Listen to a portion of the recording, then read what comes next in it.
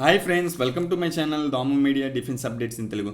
So friends, ఈరోజు topic వచ్చి ఏంటంటే ఈరోజు అయితే ఒక మంచి గుడ్ న్యూస్ అనమాట. ఎందుకంటే స్టాఫ్ సెలక్షన్ కమిషన్స్ నుంచి అయితే ఢిల్లీ పోలీస్ సంబంధించి 5,846 పోస్టులు అయితే భర్తీకి అయితే రావడం జరిగిందనమాట. ఈరోజు టాపిక్లోని ఢిల్లీ పోలీస్ సంబంధించి ఎడ్యుకేషనల్ క్వాలిఫికేషన్ ఏంటి, ఏజ్ లిమిట్ ఎంత, ఎక్స్ సర్వీస్ మెన్స్ కూడా అప్లై చేసుకోవచ్చా చేసుకోలేదా, ప్రతిదీ కూడా వీడియోలో అయితే ఎక్స్ప్లెయిన్ చేస్తాను గైస్. మన ఛానల్ కానీ ఎవరైనా కొత్తగా విజిట్ చేసినట్టయితే ఫ్రెండ్స్ కింద ఉన్న red colour subscribe button press చేసి పక్కన వచ్చే గంట సింబల్ అయితే యాక్టివేట్ చేసుకోండి ఫ్రెండ్స్. యాక్టివేట్ చేసుకోండి. దయచేసి మీ అందరికి ఒక చిన్న విషయం అయితే చెప్పాలన్నమాట. ఏమీ లేదు, అది ఇన్ కేస్ ఆఫ్ మీరు ఎవరైనా మన వీడియోస్ వాచ్ చేస్తుంటే దయచేసి లాస్ట్ వరకు వాచ్ చేయండి అనమాట. ఎందుకంటే ఫ్రెండ్స్, నేను ఆల్రెడీ మీరు అడిగే డౌట్కి నేను వీడియోలో చెప్పినా సరే వీడియోని సగం వరకు చూసి మళ్ళీ కామెంట్స్ అయితే పెడుతున్నారనమాట పూర్తిగా చూడకుండా. ఒక్కసారి వీడియోని మీరు లాస్ట్ వరకు చూడండి. ఇన్ కేస్ ఆఫ్ ఏమైనా డౌట్స్ ఉంటే మాత్రం కింద కామెంట్ సెక్షన్లో అయితే తెలియజేయండి. ఓకేనా ఫ్రెండ్స్? లేట్ చేయకుండా వీడియోలోకి అయితే వెళ్ళిపోదాం. ఫ్రెండ్స్, చెప్పాను కదా ఈరోజు టాపిక్ ఏంటో. స్టాఫ్ సెలక్షన్ కమిషన్ నుంచి అయితే ఢిల్లీ పోలీసుకి సంబంధించి 5,846 పోస్టులు అయితే భర్తీకి అయితే రావడం జరిగిందనమాట. మీరు ఏ విధంగా అప్లై చేసుకోవాలంటే మీరైతే మాత్రం ఆన్లైన్లోనే మీరైతే అప్లై చేసుకోవాలన్నమాట. వెబ్సైట్ లింక్ కూడా వాడైతే పెట్టేశాడు. ssc.nic.in అనే వెబ్సైట్లోకి వెళ్ళైతే మీరైతే అప్లై చేసుకోవాలన్నమాట. Constable male and female candidates in Delhi police examination. ఈ భర్తీకి మాత్రం ఈ ఎగ్జామ్కి మాత్రం మేల్ అండ్ ఫిమేల్ క్యాండిడేట్స్ కూడా మీరైతే మాత్రం అప్లై చేసుకోవచ్చు అనమాట. మేల్ క్యాండిడేట్స్ అప్లై చేసుకోవచ్చు, ఫిమేల్ క్యాండిడేట్స్ కూడా అప్లై చేసుకోవచ్చు అనమాట. Date of submission of online application ఎప్పటి నుంచి అంటే ఇవాళ నుంచి అయితే స్టార్ట్ అయిందనమాట. 01/08/2020 2020కి అయితే స్టార్ట్ అయిందనమాట. నెక్స్ట్ మంత్ 7th కల్లా సరే మీరైతే ఆన్లైన్ అప్లికేషన్ అయితే చేసుకోవాలన్నమాట. Last date and time for reception of online application. Last date అంటే 07/2020కి అయితే మాత్రం మీరైతే అప్లై చేసుకోవాలి. అప్పటి వరకు లాస్ట్ డేట్ అయితే అవ్వడం జరిగింది. మీరు in case of online payment చేసుకోవాలంటే నెక్స్ట్ మంత్ 9th వరకు కూడా మీకు అయితే టైం అయితే అవ్వడం జరిగిందనమాట. నెక్స్ట్ మంత్ 9th వరకు కూడా మీరైతే ఆన్లైన్ ఆన్లైన్ ఫీ అయితే పే చేసేసుకోవచ్చు అనమాట. ఇన్ కేస్ ఆఫ్ మీరు ఆన్లైన్ ఫీ పే చేయలేదు అనుకోండి, మీరు బ్యాంక్ ద్వారా కూడా చలానా అయితే కట్టుకోవచ్చు అనమాట. బ్యాంక్ ద్వారా చలానా కట్టాలంటే 11/09/2020లోని మీరైతే బ్యాంక్ చలానా అయితే కట్టాలి. లాస్ట్ డేట్ చూసుకున్నట్లయితే మాత్రం 14/09/2020 వరకు మాత్రమే మీరైతే బ్యాంక్లోనైతే చలానా అయితే కట్టగలరు అనమాట. ఫ్రెండ్స్, ఈ ఎగ్జామ్ వచ్చేసి ఏంటంటే ముందుగా అయితే ఎగ్జామ్ అయితే కండక్ట్ చేయడం అయితే జరుగుతుందన్నమాట. ఎగ్జామ్ డేట్ చూసుకున్నట్లయితే 27 November 2020. నవంబర్లో అయితే ఎగ్జామ్ అయితే ఉండడం జరుగుతుంది. 27th నుంచి అయితే ఎగ్జామ్ డేట్స్ అయితే ఉంటాయన్నమాట. December 14th కల్లా ఎగ్జామ్స్ అయితే ఆల్మోస్ట్ అన్నీ కంప్లీట్ అయితే అయిపోతాయి అనమాట. నెక్స్ట్ అలా మీదకి వెళ్ళినట్లయితే ఎగ్జామ్ విల్ బి అడ్వైస్మెంట్.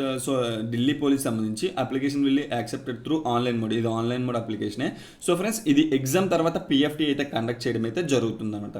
పిఎఫ్టీ తర్వాత ఎగ్జామ్ కాదు, ఎగ్జామ్ తర్వాత పిఎఫ్టీ అయితే కండక్ట్ చేయడం అయితే జరుగుతుంది ఫ్రెండ్స్. పే స్కేల్ చూసుకున్నట్లయితే లెవెల్ 3 పే స్కేల్ అయితే అవ్వడం జరుగుతుంది అనమాట. ఇందులోని 21,700 నుంచి 69,100 వరకు కూడా పే స్కేల్ అయితే అవ్వడం అయితే జరిగింది ఫ్రెండ్స్. ఇది లెవెల్ 3 పే స్కేల్ అనమాట. Name of the posts constable కానివ్వండి, ఎన్ని వేకెన్సీస్ ఉన్నాయో కూడా నెంబర్ ఆఫ్ వేకెన్సీస్ అయితే చెప్పేశారనమాట. కానిస్టేబుల్ మేల్ క్యాండిడేట్స్ చూసుకున్నట్లయితే ఆల్రౌండర్గా చూసుకున్నట్లయితే 1,681 పోస్టులు అయితే ఉన్నాయన్నమాట. అందులో కూడా క్యాస్ట్ వైజ్గా డివైడ్ చేసుకున్నట్లయితే ఈడబ్ల్యూఎస్ వాళ్ళకి మాత్రం 343 పోస్టులు అయితే ఉన్నాయి. ఓబీసీ వాళ్ళకైతే 662 పోస్టులు అయితే ఉన్నాయి. ఎస్సీ వాళ్ళకైతే 590 పోస్టులు ఉన్నాయి. ఎస్టీ వాళ్ళకి వచ్చి 157 పోస్టులు అయితే ఉన్నాయన్నమాట.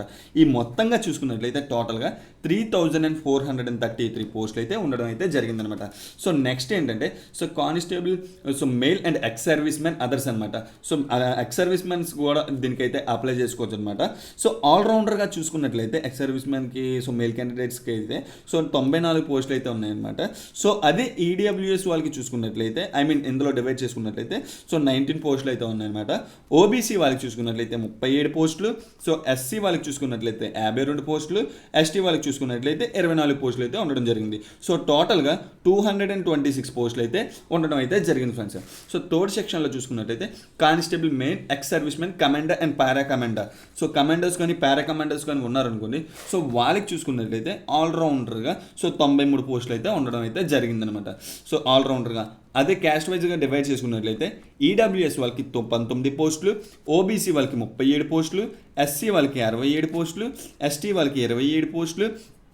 సో మొత్తంగా చూసుకున్నట్లయితే 243 పోస్టులు అయితే ఉండడం అయితే జరిగిందనమాట. సో అదేవిధంగా కానిస్టేబుల్ ఫిమేల్ క్యాండిడేట్స్కి చూసుకున్నట్లయితే సో మొత్తంగా 933 పోస్టులు అయితే ఉండడం జరిగిందనమాట. సో అదే క్యాస్ట్ వైజ్గా డివైడ్ చేసుకున్నట్లయితే ఈడబ్ల్యూఎస్ వాళ్ళకి 202 పోస్టులు అయితే ఉన్నాయన్నమాట. అదే ఓబీసీ వాళ్ళకి చూసుకున్నట్లయితే 387 పోస్టులు అయితే ఉండడం జరిగింది. ఎస్సీ వాళ్ళకి చూసుకున్నట్లయితే 328 పోస్టులు ఉండడం జరిగింది. ఎస్టీ వాళ్ళకి అయితే 94 పోస్టులు అయితే ఉండడం జరిగిందనమాట.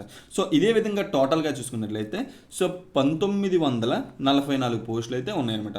సో కింద total vacancies so almost 1 2 3 4 so ఈ 4 కానిస్టేబుల్స్ పోస్టులు కూడా సో టోటల్గా వేకెన్సీస్ చూసుకున్నట్లయితే 5846 పోస్టులు అయితే ఉండడం అయితే జరిగిందనమాట. సో టోటల్గా సో అలా మేరకైతే స్క్రోల్ అయితే చేసుకెళ్ళిపోతాము. So friends 10% vacancies on ex service men in each category of constable.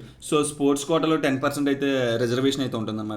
So X service men కోటాలో 10% రిజర్వేషన్ అయితే ఉంటుంది. సో మొత్తంగా 50% ఆఫ్ వేకెన్సీస్ కూడా సో ఈ ఎక్స్ సర్వీస్ మెన్స్ స్పోర్ట్స్ కోటాలో స్పెషల్ ఎంట్రీ లాగా సో వీళ్ళకైతే 50% అయితే ఉంటుందన్నమాట.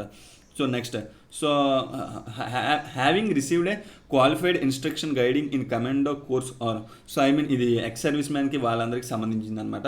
సో నార్మల్ వరకు అయితే ఏమి ఉండదు. సో ఫ్రెండ్స్ ఏజ్ లిమిట్ చూసుకున్నట్లయితే ఏజ్ క్రైటీరియా సో నేషనాలిటీ చూసుకున్నట్లయితే ఖచ్చితంగా ఇండియన్ సిటిజన్ అయితే అయి ఉండాలన్నమాట. సో ఏజ్ లిమిట్ చూసుకున్నట్లయితే సో దీనికి 18 ఇయర్స్ నుంచి 25 ఇయర్స్ వరకు కూడా ఎలిజిబుల్ అనమాట. సో 18 ఇయర్స్ నుంచి 25 ఇయర్స్ వరకు కూడా సో ఈ ఢిల్లీ పోలీస్కి ఎలిజిబుల్ అనమాట. సో వాడికి సర్టెన్ ఏజ్ కూడా ఇచ్చేసాడనమాట. సో సర్టెన్ ఏజ్ కూడా ఇచ్చేసాడనమాట. సో బోర్న్ బిట్వీన్ 0 to 07/1995 మధ్య నుంచి సో 01/07/2000 మధ్యలో సో 2000 వరకు సో 2002 వరకు ఎవరైతే పుట్టారో సో వాళ్ళు కూడా ఎలిజిబుల్ అనమాట. సో ఏజ్ లిమిట్ కూడా కరెక్ట్గా అయితే ఇచ్చేసాడు. 18 ఇయర్స్ నుంచి 25 ఇయర్స్ వరకు కూడా ఎలిజిబుల్ అనమాట దీనికి. సో ఫ్రెండ్స్ ఇందులోని క్యాస్ట్ రిజర్వేషన్ కూడా ఉందన్నమాట. సో అంటే ఏజ్ రిలాక్సేషన్ అంటారు కదా, సో క్యాస్ట్ రిజర్వేషన్ కూడా ఉందన్నమాట. సో ఎస్సీ ఎస్టీ వాళ్ళు ఎవరైనా ఉన్నారనుకోండి సో వాళ్ళకి నుంచి 5 ఇయర్స్ ఎక్స్పెన్షన్ అయితే ఉంటుందన్నమాట. సో రిలాక్సేషన్ అయితే ఉంటుంది. అదే ఓబీసీ వాళ్ళు అనుకోండి సో 3 ఇయర్స్ అయితే రిలాక్సేషన్ అయితే ఉంటుంది. In case of sports quota national లెవెల్లో ఎవరికైనా ఉందనుకోండి వాళ్ళకి 5 ఇయర్స్ అయితే ఉంటుంది. డిస్ట్రిక్ట్ నేషనల్ లెవెల్లో ఎవరైనా ఉన్నారనుకోండి సో స్పోర్ట్స్ కోటా ఎస్సీ వాళ్ళు సో ఇందులో అయితే ఆన్లైన్ సో ఎస్సీ వాళ్ళు ఎవరైనా ఉన్నారనుకోండి ఎస్సీ వాళ్ళు కానీ ఎస్టీ వాళ్ళు కానీ ఉన్నారనుకోండి వాళ్ళకైతే 10 ఇయర్స్ వరకు ఉందన్నమాట. సో ఆల్రౌండర్గా చూసుకున్నట్లయితే అప్ టు 40 ఇయర్స్, ఓబీసీ వాళ్ళకి 43 years, so candidates Delhi police SC ST వాళ్ళకి అయితే 45 years. So son and daughter of service retired డిక్రీజ్ ఢిల్లీ పోలీస్ అంటే ఢిల్లీ పోలీస్ నుంచి ఎవరైనా రిటైర్ అయ్యే స్టాఫ్ ఉన్నారనుకోండి సో ఢిల్లీ వాళ్ళు సో వాళ్ళకైతే 29 years.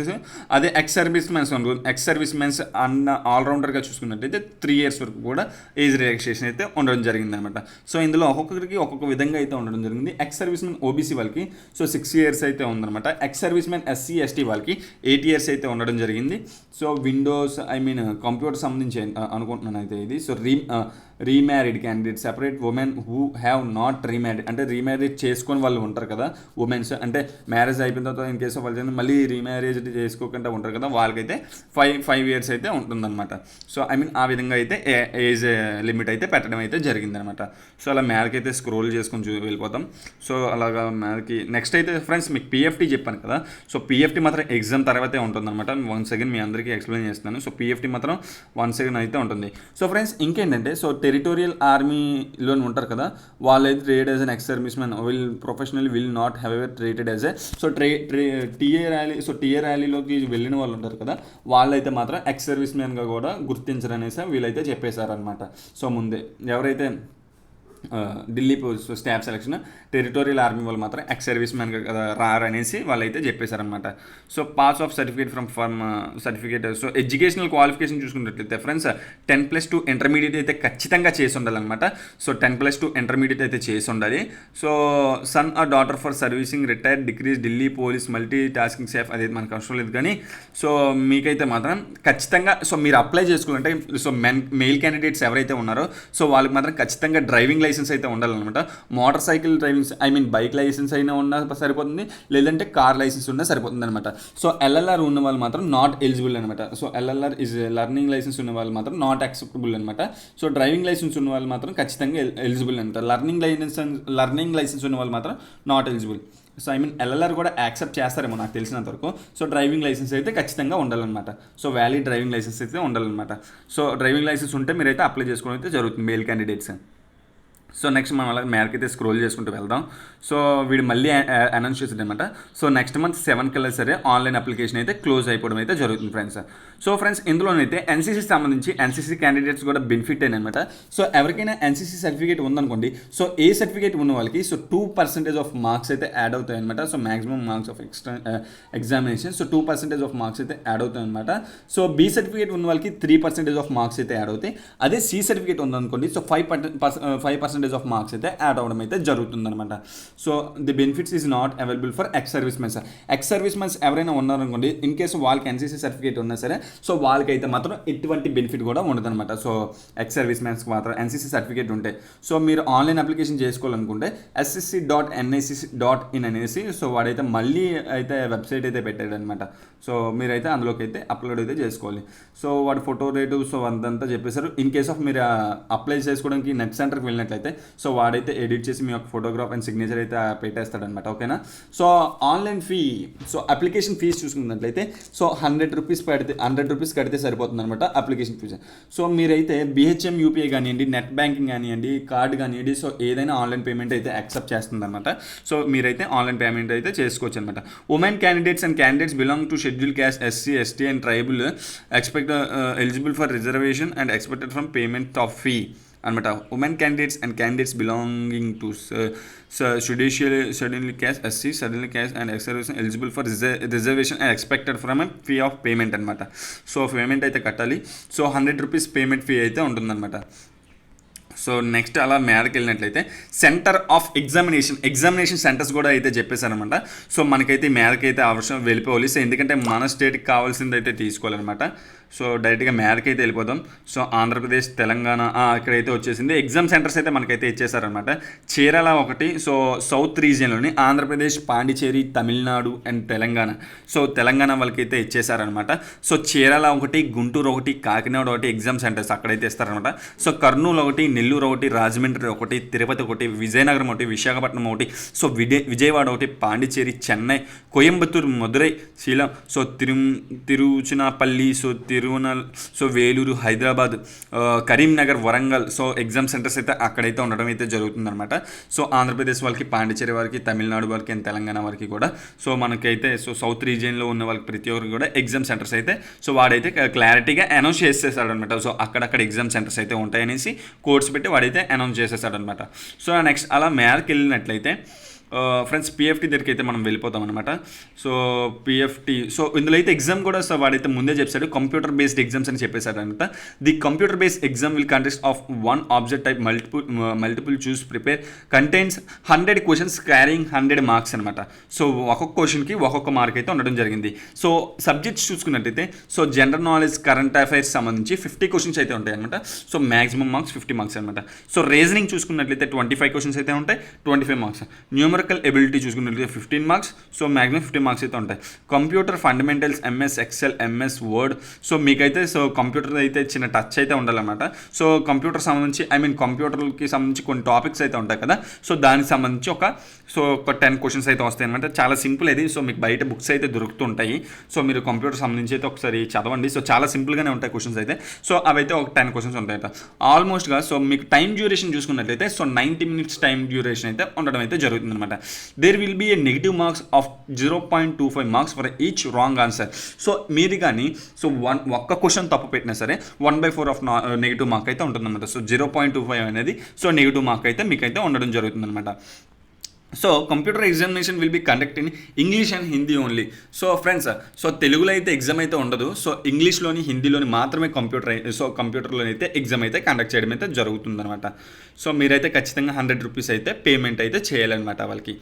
So general knowledge and current affairs, so ప్రతిదీ కూడా సో మీకైతే సో ఇక్కడైతే వాడైతే సబ్జెక్ట్స్ ఉంటాయి, ఎందుకంటే అందులో నుంచి ఏ క్వశ్చన్స్ వస్తాయి అనేసి వాడైతే చెప్పలేదు కానీ సో ఏ టాపిక్స్ చదవాలనేసి అయితే చెప్పాడనమాట. Sports, history, culture, Geography, Indian economy, so general polity, Indian constitution, scientific research, so వాటికి సంబంధించి అయితే ఇచ్చేసాను. రీజనింగ్ చూసుకున్నట్లయితే arithmetic, number, numerical, so valuable memories, non variable series, coding and decoding, చాలా సింపుల్ టాపిక్స్ అయితే ఉన్నాయన్నమాట.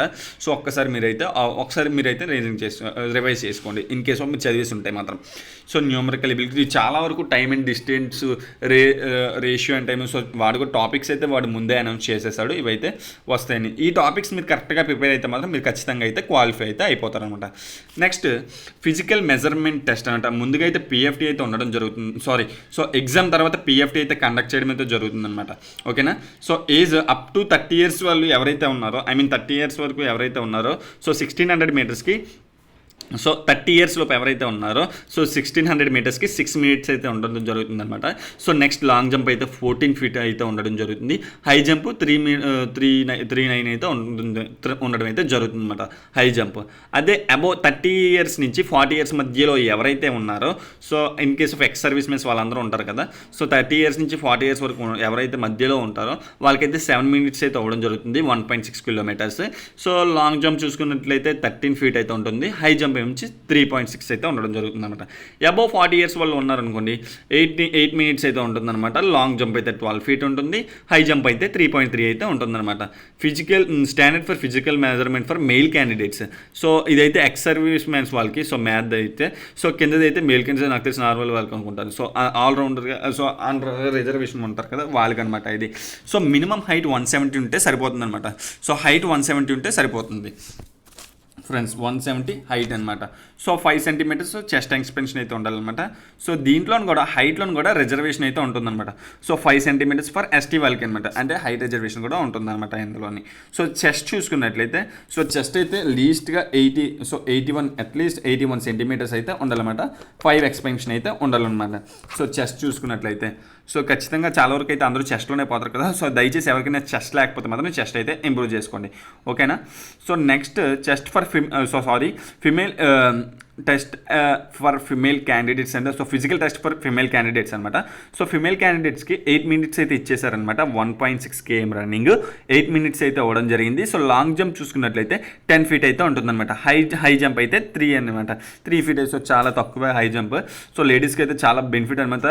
వాళ్ళు కానీ ఎగ్జామ్ కానీ క్వాలిఫై అయిపోయారు అనుకోండి, ఖచ్చితంగా పిఎఫ్టీకి అయితే సో పిఎఫ్టీ అయితే క్వాలిఫై అయిపోతారనమాట.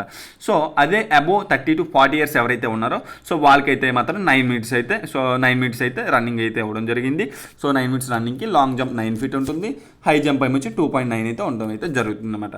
సో చాలా సింపుల్గా అయితే క్వాలిఫై అవ్వచ్చు. పిఎఫ్టీకి ఎవరు కంగారు పడకండి. సో హైట్ చూసుకున్నట్లయితే ఫిమేల్ క్యాండిడేట్స్కి 157 centimeters ఉంటే సరిపోతుంది. సో 157 centimeters అయితే ఉంటుందన్నమాట. సో దీనికి కూడా హైట్ అయితే మాత్రం సరిపోతుంది. So tattoos, religion symbols, so tattoos అయితే ఏమి ఉండకూడదు అనమాట. So Indian army as followed in Indian mine. So Indian ఆర్మీలోని ఏ విధంగా సో టాటూస్ యాక్సెప్ట్ చేస్తారో అదే విధంగా కూడా యాక్సెప్ట్ చేస్తారు తప్ప, సో ఇక్కడ బాడీలో ఎక్కడ టాటూస్ ఉన్నా నాట్ యాక్సెప్టబుల్ అనమాట.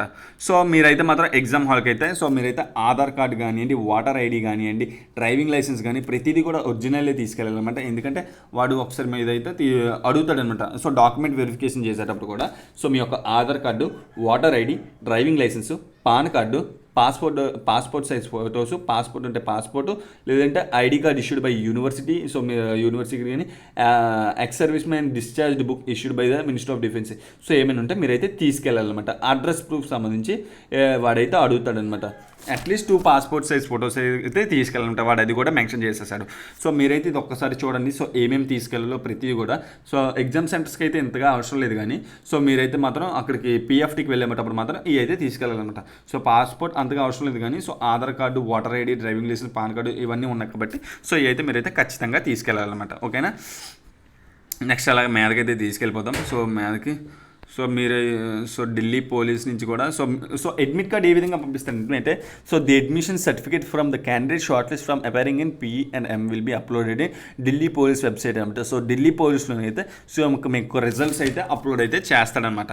సో ఇంకేంటంటే బ్లర్గా ఉన్న photos signatures will be rejected అంటే బ్లర్గా ఉన్న సిగ్నేచర్స్ కానివ్వండి, లేదంటే అంటే మీరు ఆన్లైన్లో అప్లై చేస్తారు కదా, బ్లర్గా ఉన్న సిగ్నేచర్స్ కానివ్వండి, ఫొటోస్ కానీ వాడైతే యాక్సెప్ట్ చేయడంట.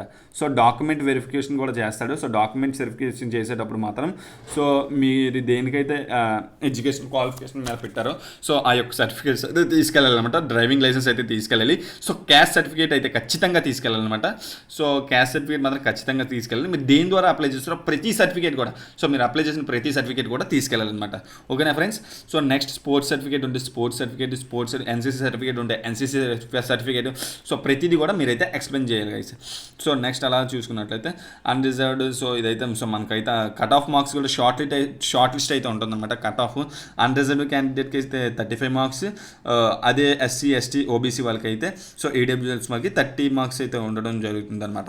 సో ఇందులోని కట్ ఆఫ్ కూడా వాడైతే చెప్పేశాడంట. Next stage will be the candidate score between cut off marks will be eligible for short list next stage అనమాట. సో కట్ ఆఫ్ కూడా వాడైతే అనౌన్స్ చేశాడనమాట. సో అలాగా మేలకైతే వెళ్ళిపోతాం స్క్రోల్ చేసుకొని.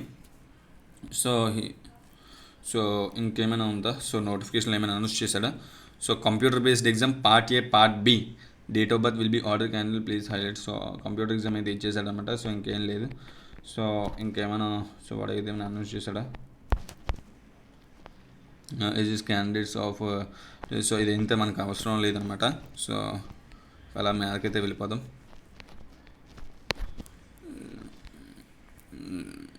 సో వాడు సో స్టార్టింగ్లో ఎక్స్ప్లెయిన్ చేసేది సరే ఎక్స్ప్లెయిన్ చేశాడు కానీ ఇంకేమీ అయితే చేయలేదన్నమాట. సో అప్లికేషన్లోని సో మీకైతే చూపిస్తాను అప్లికేషన్ ఎలా, సో ఆన్లైన్ అప్లికేషన్ ఏ విధంగా ఉంటుందో వాడు అది కూడా కింద అయితే పెట్టాడు అనమాట. So screenshot of one time registration form అంటే మీరు రిజిస్ట్రేషన్ చేసేటప్పుడు ఫామ్ ఏ విధంగా ఉంటుందని సో వాడైతే ఎక్స్ప్లెయిన్ చెప్పాడనమాట. సో ఇదేనండి ఫామ్. సో ఎవరైనా అప్లై చేసుకుని సో దయచేసి అందరూ అప్లై చేసుకోండి. చాలా వరకు ప్రెజెంట్ అయితే అందరికీ డ్రైవింగ్ లైసెన్స్ అయితే ఉంటుందన్నమాట. సో అదైతే పెద్ద ప్రాబ్లం కాదు. సో డ్రైవింగ్ లైసెన్స్ ఉంటే మాత్రం ఖచ్చితంగా మీరైతే అప్లై అయితే చేసేసుకోండి. సో ఇది ఫ్రెండ్స్ ఈరోజు వీడియో. సో ఇది ఫ్రెండ్స్ ఈరోజు మనకు వచ్చే ఒక మంచి గుడ్ న్యూస్ అనమాట. So friends in case of మీకు ఇంకా ఎటువంటి డౌట్స్ ఉన్నా సరే కింద ఉన్న కామెంట్ సెక్షన్లో అయితే తెలియజేయండి. సో మీకు మాత్రం నా నుంచి అయితే ఫుల్ అప్డేట్ అయితే ఇచ్చేసాను అనమాట. సో ఫుల్ అప్డేట్ అయితే ఇచ్చేసాను ఏమీ లేకుండా. So friends once again thanks for watching my video. In case of మీకు ఇంకా ఎటువంటి డౌట్స్ ఉన్నా సరే కింద కామెంట్ సెక్షన్లో అయితే తెలియజేయండి. So thanks for watching my video.